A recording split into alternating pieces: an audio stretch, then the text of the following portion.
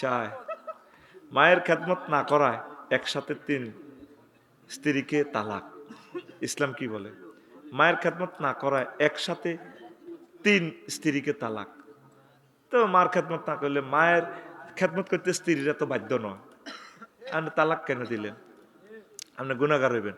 আপনার মায়ের সেবা আপনি করবেন, আর মায়ের খেদমতের জন্য ওই লোক নিয়োগ দিবেন, স্ত্রী করে রিকোয়েস্ট করবেন, ওরা সেবা করতে বাধ্য না।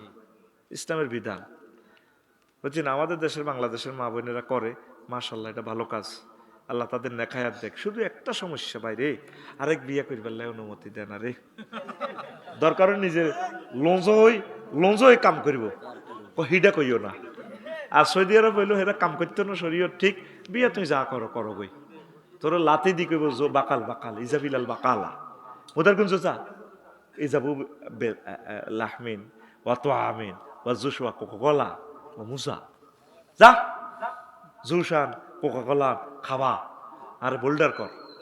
তাঙ্গ মহিলারা কিন্তু সেবা করে, হিতিরে এদিক দিয়ে ঠিক আছে, কিন্তু ভাই হে অনুমতি দিত না।